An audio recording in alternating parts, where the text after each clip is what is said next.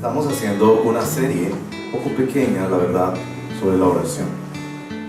Hemos aprendido en Lucas 18 que la oración cristiana es insistente. Aprendimos también que la oración cristiana es humilde, como la de una prostituta y un ladrón arrepentidos. La semana pasada aprendimos que la oración ha de ser en la persona de nuestro sumo sacerdote, que es el Señor Jesucristo. Hoy hablaremos de la oración en una forma un poco diferente, en un texto de la Biblia que es Juan capítulo 15, verso 1 al 17, página 675. Así que le ruego que por favor abra su Biblia o prenda su Biblia en Juan capítulo 15, verso 1 al 17. Tenemos unas Biblias dispuestas por allí, tengan la libertad de tomarlas, página 675.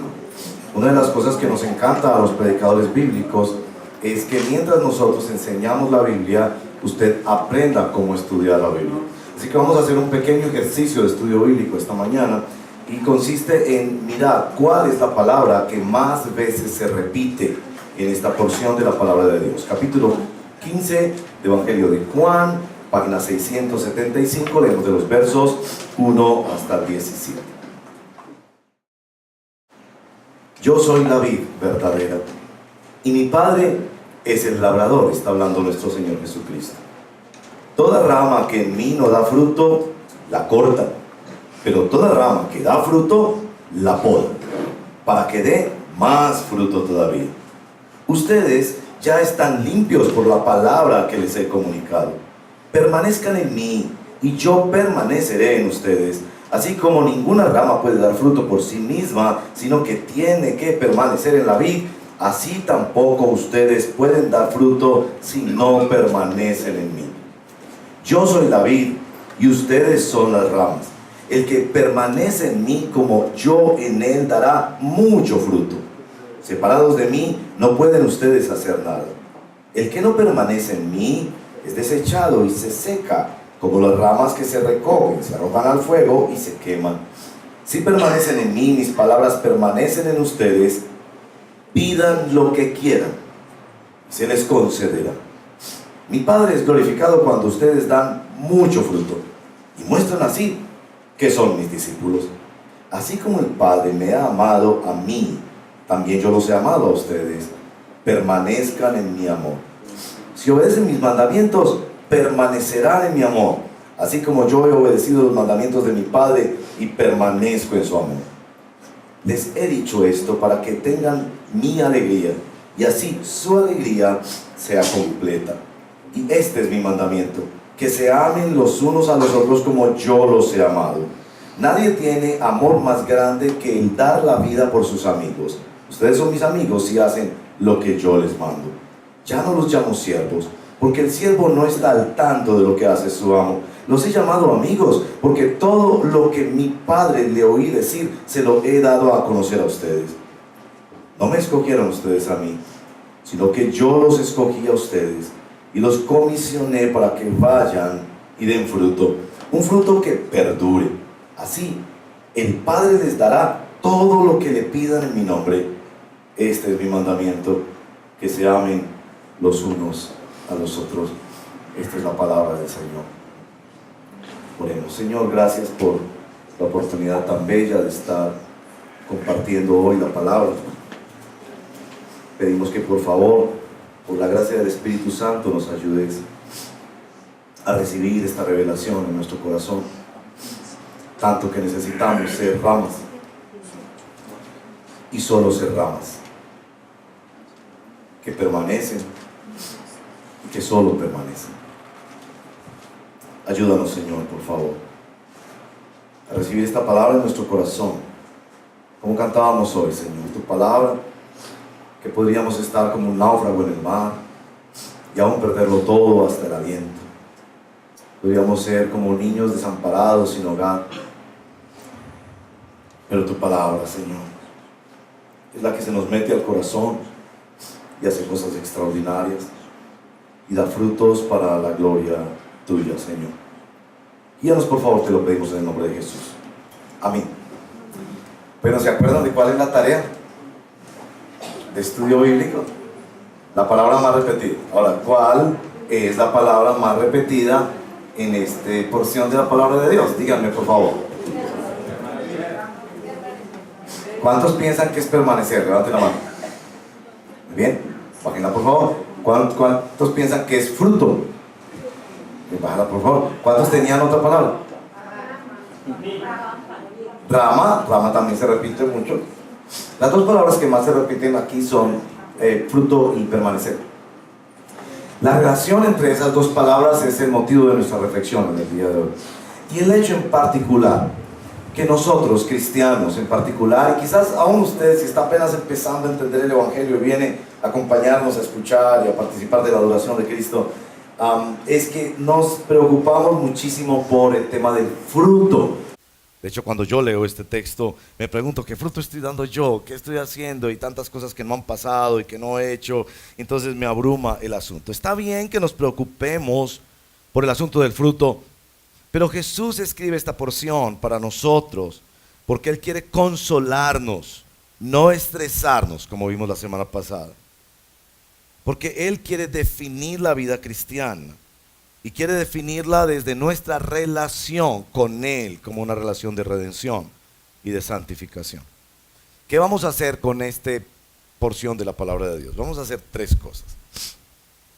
Primero vamos a hablar de eso del fruto y particularmente aclarar eso de dar fruto y de qué pasa con los que no dan fruto. Nos va a interesar hablar de eso. Lo segundo es, ¿cuál es nuestra tarea?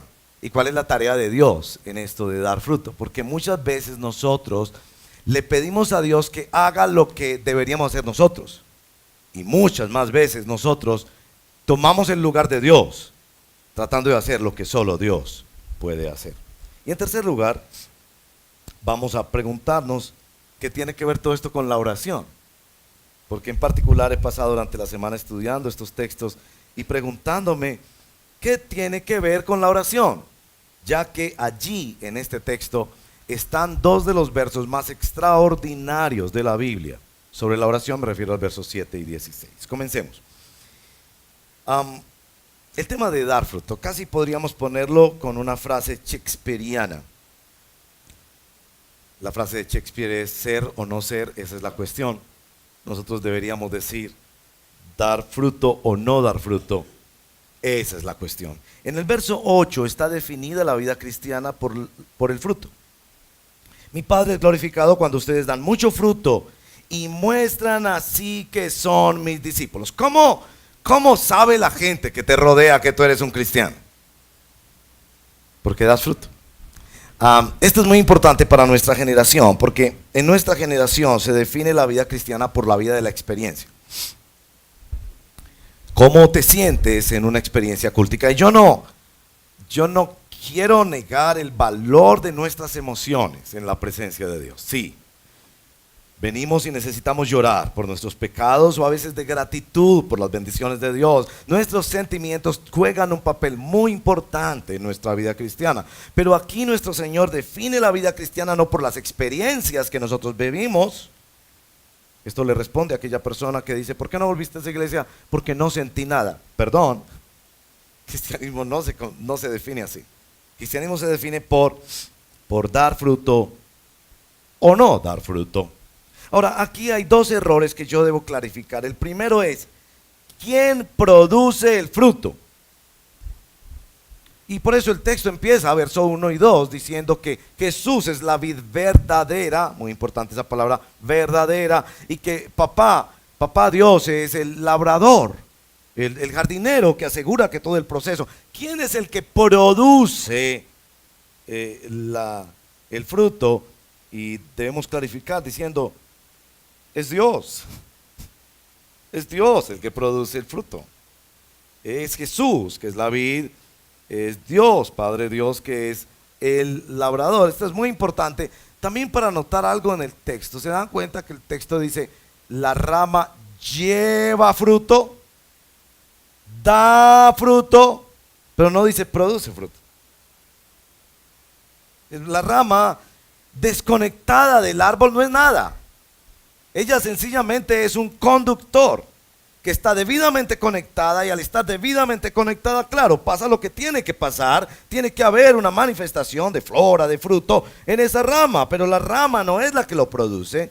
Ya se beneficia de la savia preciosa de la vid verdadera, y a través de ella pasa de tal manera que las personas, cuando toman el fruto a través de la rama, están reconociendo que ese fruto lo produjo el árbol, la planta. Usted cuando toma un fruto del árbol de mangos, usted no dice, ay, esa rama me dio un mango. No, usted dice, el árbol, Jesús.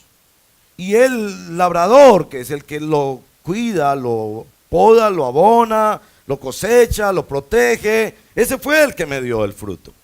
Muy importante esa aclaración, ¿no les parece? Demasiado tecnicismo, que no, eso es importante.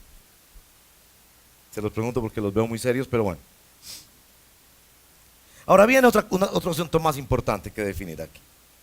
Verso 2 y verso 6 hablan de alguien que no da fruto y que no está conectado, no permanece en la vid, y en consecuencia es cortado o es seca y es echado en el fuego. ¿A quién se refiere? Sí, pero ¿a qué rama se refiere? Está Jesús en esta metáfora, la metáfora de la vid. ¿A quién se refiere? Les voy a decir la interpretación más clásica en la iglesia evangélica. Se refiere a un cristiano que no da fruto. Entonces, cristiano, si no das fruto, y en algunas iglesias evangélicas gusta mucho el fruto del diezmo, entonces tienes miedo de que te van a cortar, te vas a secar y te van a echar en el fuego, interpretado en esa corriente como el infierno. Este es el punto. Está verso 2 y verso 6 queriendo decir que podemos perder nuestra salvación, nuestra vinculación a Cristo, nuestra redención, nuestra vida cristiana. Esto es muy importante para que tú entiendas la doctrina de esta iglesia, para que te animes a venir al curso de membresía, porque en el curso de membresía tenemos diálogos exquisitos sobre asuntos de doctrina, y tú puedes hacer muchas preguntas y puedes decidir hacerte miembro de una iglesia donde tú sabes qué es lo que creen en esa iglesia. En esta iglesia creemos que nuestra relación con Cristo, que es una relación sellada con la sangre de Cristo como un pacto eterno, es una relación que no se rompe ni se pierde. Es decir, nosotros en esta congregación, a la luz de la palabra de Dios, no por nuestros sentimientos, explicaciones lógicas o porque se nos ocurrió, a la luz de la palabra de Dios, creemos, sostenemos y predicamos que un verdadero cristiano no pierde su salvación. Que un cristiano podrá ser disciplinado por Dios cuando peca, y que debemos tenerle temor y temblor a la disciplina de Dios, mi amigo, porque puede incluir la muerte.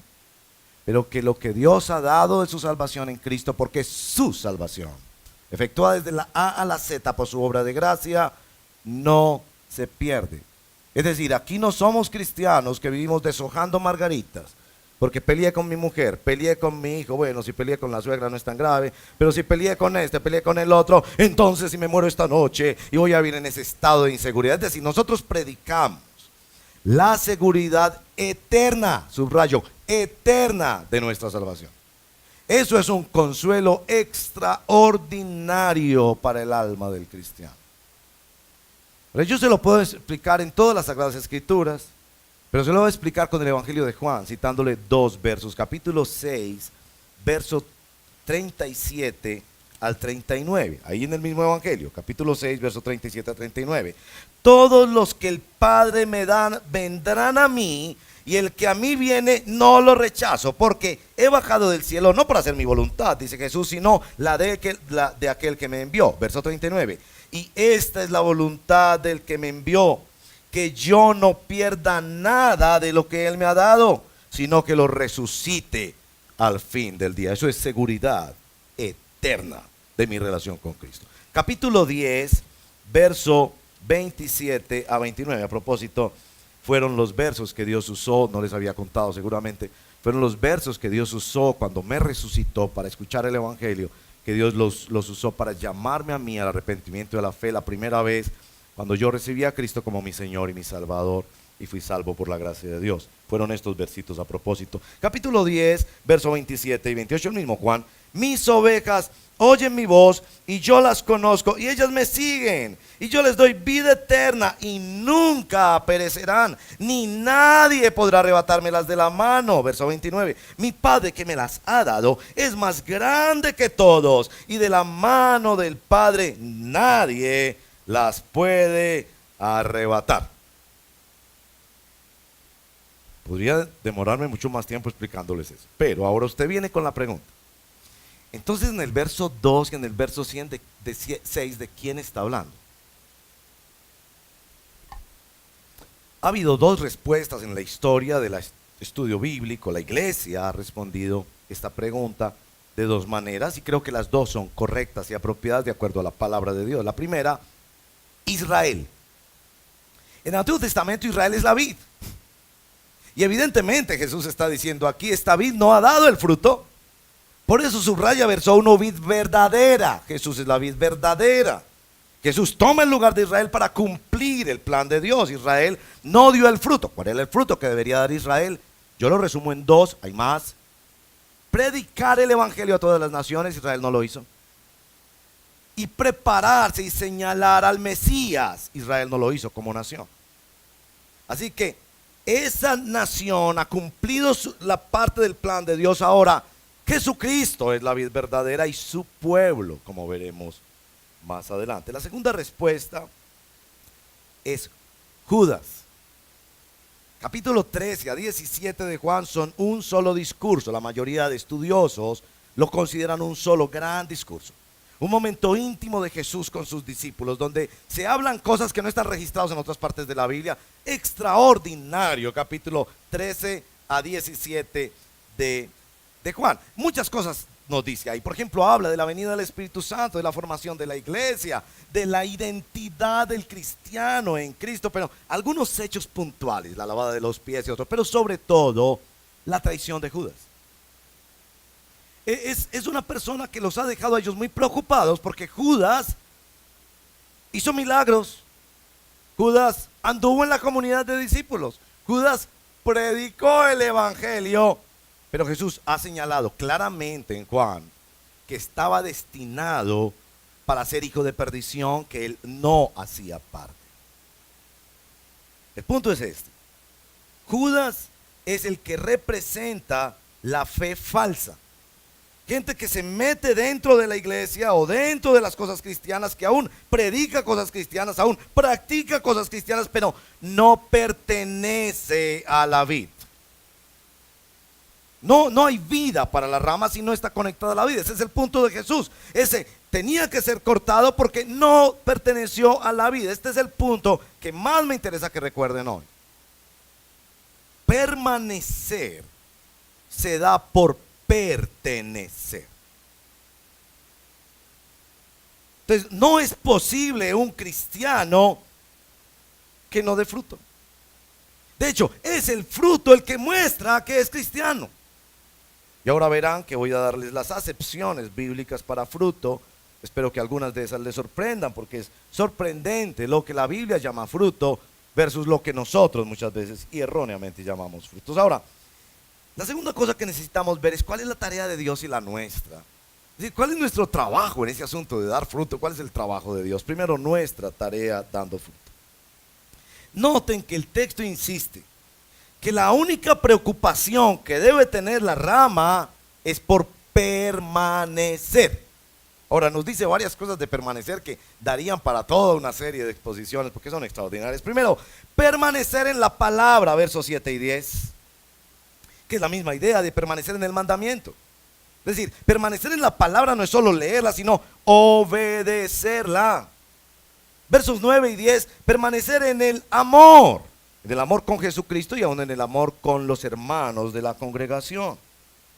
Y después nos dice que permanecer es permanecer en la búsqueda de la plenitud del gozo, verso 11. Nos está haciendo una extraordinaria descripción de la vida cristiana.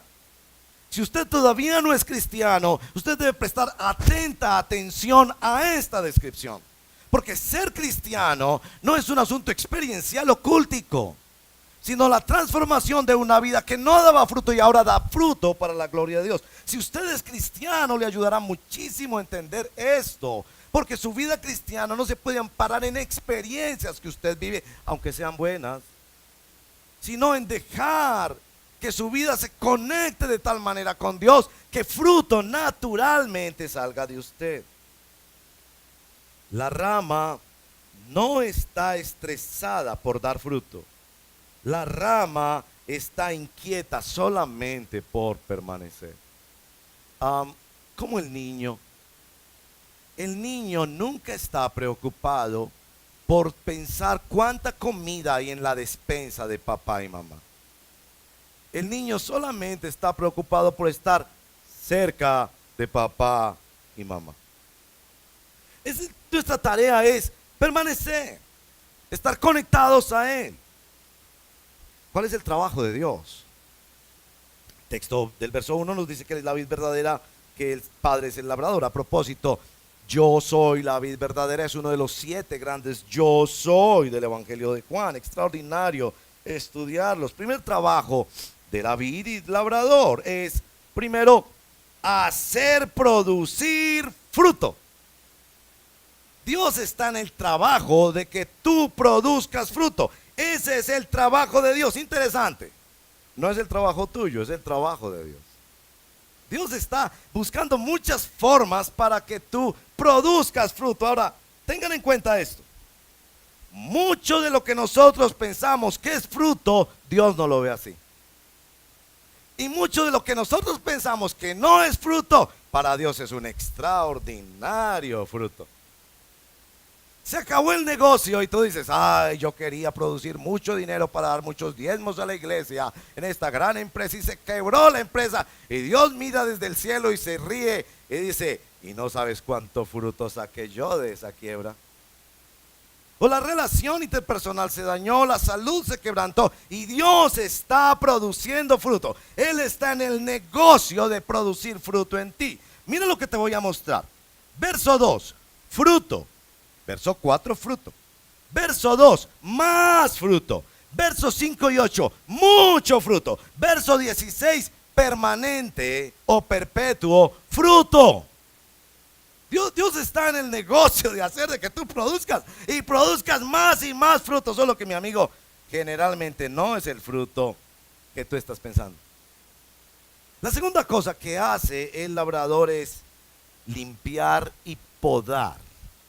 Esta versión no nos permite ver, realmente ninguna versión en español permite ver esto bien. Pero en el verso 2 y en el verso 3 es el mismo verbo, limpiar y podar. Imagínense que usted es una rama y viene el labrador. ¿Ha visto las tijeras de los jardineros? ¿Ha visto las tijeras de los jardineros? Yo creo que la rama se asusta más que cuando ve a un odontólogo con la fresa, esa que suena, Dios mío, cómo suena. Yo creo que la pobre ramita ve esa cosa gigante y dice, no me va a cortar. Pero es cortar para limpiar y para que dé más fruto. Aquí viene lo que dice el Nuevo Testamento sobre fruto. Un resumen. En el Nuevo Testamento, fruto es arrepentimiento. Arrepentimiento que se dignifica y se ve en un fruto. Den fruto de arrepentimiento, decía Juan el Bautista. ¿Sí? La tristeza según Dios que viene a tu corazón cuando pecas es arrepentimiento, es fruto. Lágrimas. A veces en la adoración que cantamos cosas tan hermosas, pero no las practicamos para nada. Y el Espíritu Santo viene a decirte, oye, suena muy bonito, pero es así. ¿Me dirías eso frente al televisor? Frente a la vanidad y la moda, frente a tus deseos, ¿me dirías eso? Y viene en nosotros la tristeza, según Dios, que es un don extraordinario y es un fruto, sale. En el Nuevo Testamento, fruto es buenas obras, pero buenas obras que la gente mira, Sermón de la Montaña, y dice, esos tienen que ser hijos de Dios. Es decir, esas buenas obras contraculturales, que no son las buenas obras de acumular y demás, sino esas buenas obras que son, ¿qué le pasó a este hombre que hizo una cosa totalmente contraria a lo que él haría? Buenas obras. San Pablo elabora mucho sobre el tema de la santificación y dice, la santificación es fruto en la vida cristiana. Cada vez que estamos creciendo más a la imagen, en Gálatas en particular, el fruto del Espíritu, un carácter transformado por Dios. Claro, el negocio se quebró, pero tu carácter creció. Tuviste que esperar, tuviste que perder, te tuvo que doler, pero hay fruto. ¿O tú pensabas que el fruto era solo plata? ¿O el fruto era solo que nos aliviábamos de enfermedades? Y sí, yo sé, Dios da plata y Dios da salud también. Pero fruto, el fruto de parecernos a Jesús. En Romanos capítulo 1, Pablo insiste en que fruto es discípulos. Gente que yo ayudo a conectarse con Dios, que les hablo de Dios, que les contribuyo para que su vida sea distinta en la presencia de Dios, que les tiro perlitas, que les sirvo para que se acerquen al Señor. Pablo anhela en Romanos ir a la iglesia de Roma y tener un fruto entre ellos, y se refiere a discípulos. Para esto, el Padre poda, mi amigo. Escuché a un predicador hace años que decía, no pelees con la poda de Dios. Si el labrador viene a cortar, déjalo que haga su trabajo, va a ser para tu bien. Al principio te va a doler, claro. Perder esa relación, ese negocio, esa oportunidad, esa experiencia, esa salud, ese dinero, pero va a ser para tu bien, porque Él está en el negocio de hacerte dar fruto. Tercera cosa que hace el labrador, verso número 8. Glorificarse en el fruto. Esto yo lo puse así en mis notas.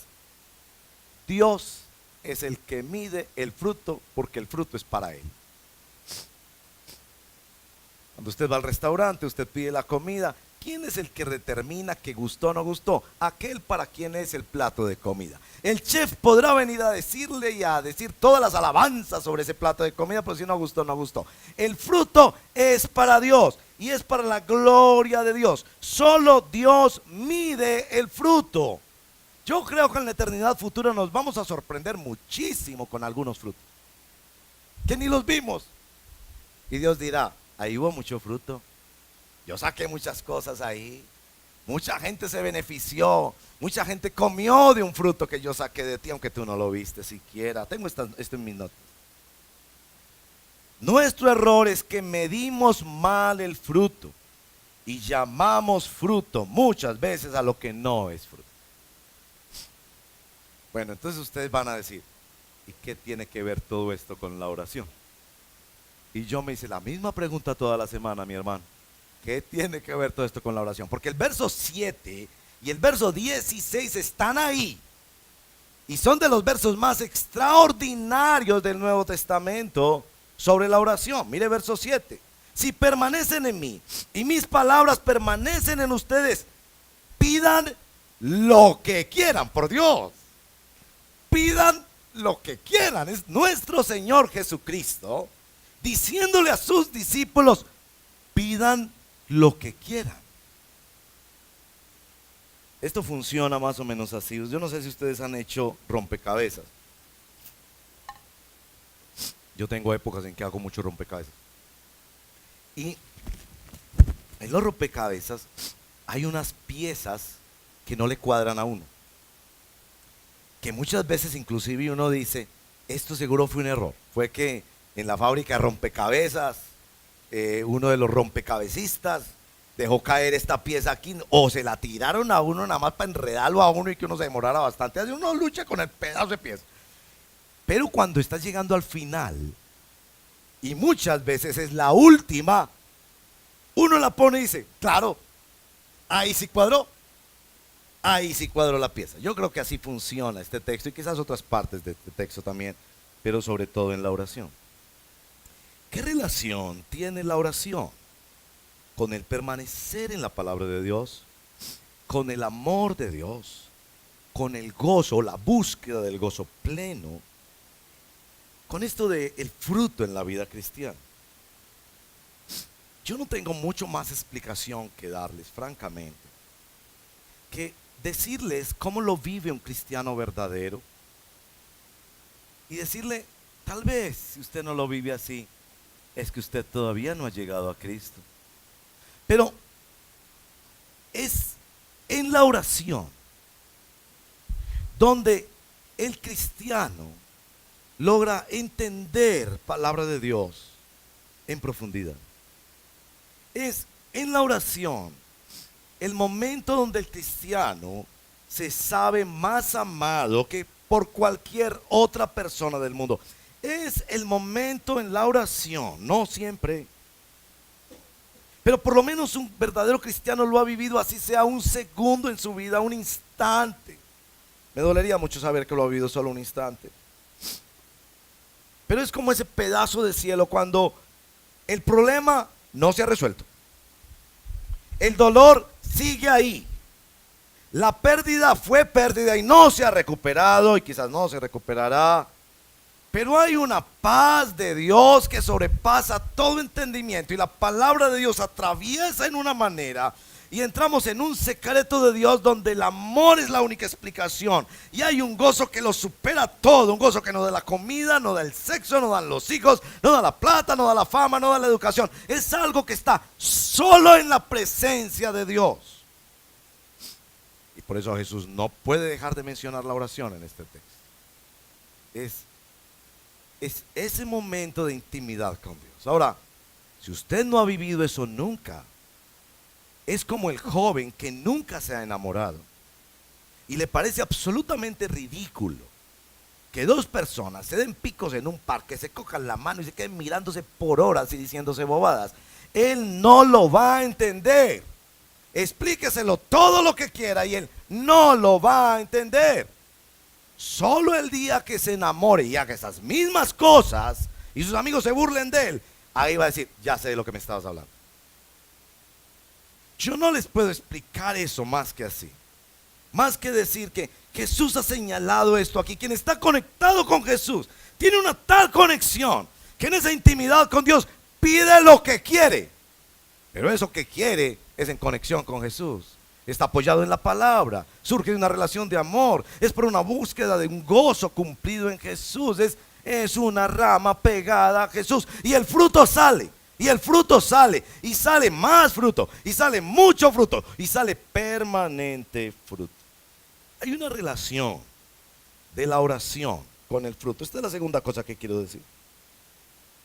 Todo fruto pasa por la oración.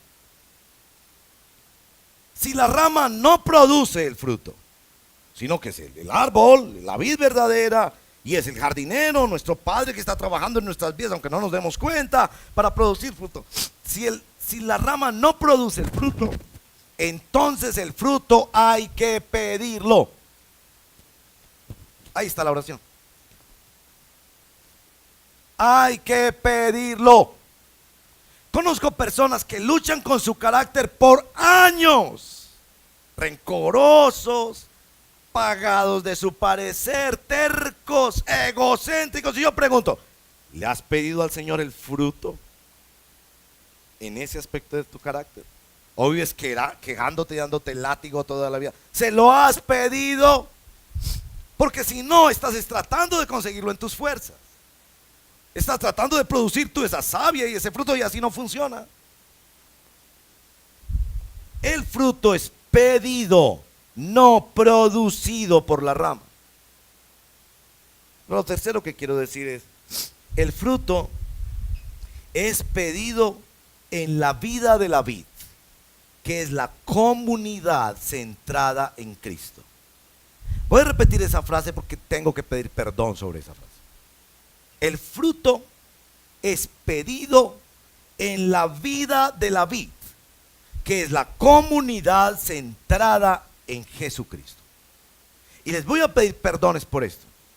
Cuando yo me convertí, el libro que más estudié fue Juan, porque en esa época, muy sabiamente, nos recomendaban estudiar mucho Juan, porque en Juan se ve la gloria del gran yo soy, nuestro Señor Jesucristo. Es hermoso el libro de Juan. Yo lo estudié mucho. Lo leí muchas veces, medité, hice mis devocionales muchas veces. ¿En cuándo? Nunca había leído yo este capítulo 15 como esta semana. Estudiando, me di cuenta que todos los verbos son en plural.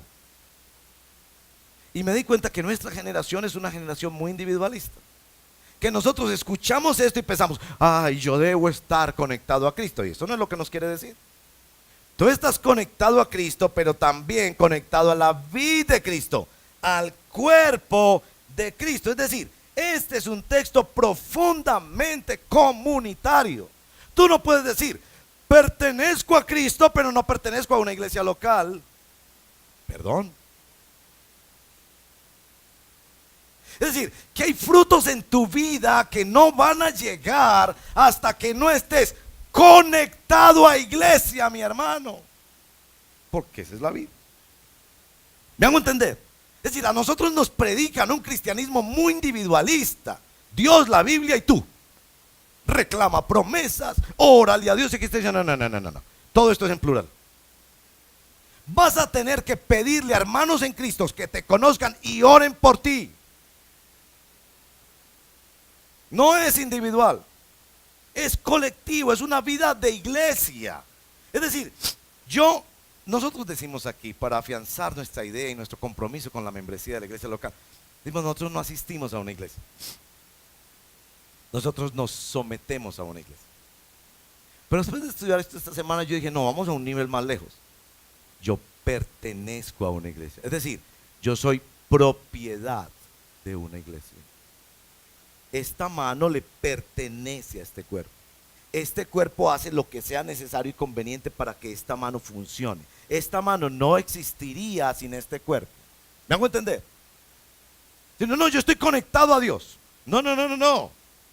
Es iglesia. Es decir, yo necesito a la iglesia para pedir estos frutos. Yo necesito esta iglesia para pedir estos frutos. Yo necesito a esta iglesia para que estos frutos salgan para la gloria de Dios. Y eso implica, hermanos, la mejor definición de iglesia: estar ahí.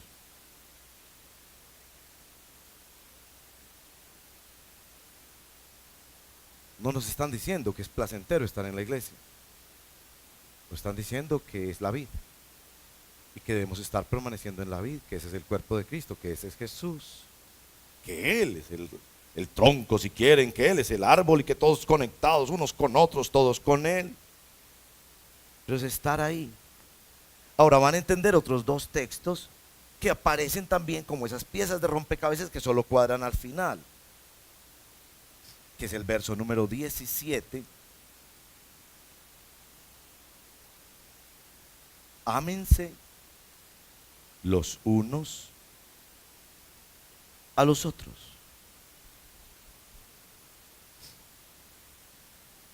Aplicaciones. Les va a parecer extraño, pero la primera aplicación es sobre la voluntad de Dios. Especialmente algunos de ustedes que están más jóvenes que yo. Muchísimos de ustedes están más jóvenes que yo. Esa pregunta, ¿cuál es la voluntad de Dios? ¿Debo hacer el posgrado? ¿No lo debo hacer? ¿Debo irme a otro país? No me debo ir. ¿Me voy a casar con esta persona o con esta persona? ¿Debo aceptar este trabajo? No, o ser independiente. ¿Sabes qué? Al leer este texto eso se vuelve tan irrelevante. Porque la voluntad de Dios es que permanezca. Sí, es como si el Señor te dice, mira, tú ocúpate de permanecer. Y cualquier cosa que pase de ahí para allá va a ser para tu bien. Ese es el mejor negocio que hay. Si te vas del país te va a ir muy bien porque permaneces. Si te quedas aquí te va a ir muy bien porque permaneces. Si te casas con esa persona va a haber fruto porque permaneces. Si no te casas con esa, va a haber fruto porque permaneces. Si te metes en ese negocio, si eres empleado, lo que sea. Porque a veces nuestra búsqueda de la voluntad de Dios es que queremos conocer la voluntad de Dios para saber si nos gusta o no. Y para poder después encontrar las excusas porque si no. Es decir, para ser Dios de Dios. Y yo bendigo al Señor porque muchas veces su voluntad es secreta. Muchas veces, no siempre. Muchas veces su voluntad es secreta.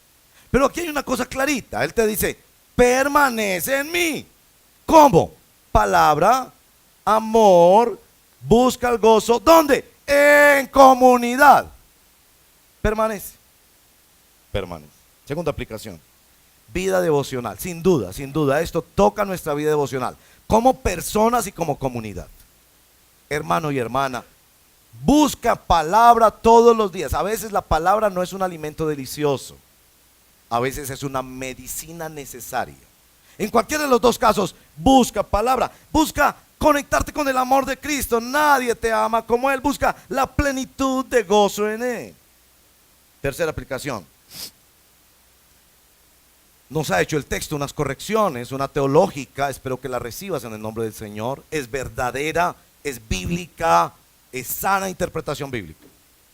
Los cristianos tenemos seguridad eterna de salvación. Dios nos puede disciplinar de formas que no juegues con eso, por favor. Pero tenemos seguridad y consuelo de que nuestra vida está con Él en un pacto eterno que nadie nos arrebatará de su mano. También nos han hecho una corrección eclesiológica.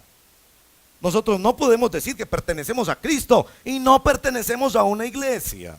Eso no es sano ni bíblico ni es del Nuevo Testamento. Toma tu tiempo, y en esta iglesia te damos tiempo. Toma meses para llegar a decidir, ¿es esta la iglesia donde el Señor me está dirigiendo a congregarme? ¿Sí o no? Toma tu tiempo. Pero si perteneces a Cristo, habrás de bautizarte y habrás de hacer, en nuestro caso, un curso de membresía y vincularte a esa membresía y decir, esta es mi familia espiritual, cuido y me cuidan. Yo pertenezco aquí, ellos oran por mí. Hay bendición en esta relación que a veces es conflictiva, yo sé, porque somos personas en proceso, somos vasos de barro, tenemos un tesoro maravilloso en este vaso, pero es vaso de barro. Hay correcciones que nos ha hecho el texto y sobre todo hay oración en comunidad. Y quiero terminar con esta aplicación para todos. En nuestra congregación, hermanos y hermanas, todos oramos los unos por los otros. A veces en nuestro privado, estás en tu casa en las madrugadas, en esas preciosas madrugadas donde el Señor nos despierta. Y recordamos un hermano, una hermana, y Dios nos lo pone en la mente y oramos por esa persona, bendito el Señor. En nuestra comunidad también tenemos hermanos que se están capacitando porque es uno de nuestros grandes sueños para los próximos años. Y es fortalecer mucho más consejería bíblica, no solo en nuestros espacios comunitarios, sino que en semana tú puedas enviar familiares y amigos. Y aquí hay personas con experiencia en la vida, pero sobre todo con riqueza de la palabra de Dios para darles palabra, para guiarlos en la palabra de Dios a tus familiares y amigos que necesitan muchas veces consejo y orientación. Y a través de eso van conociendo el Evangelio.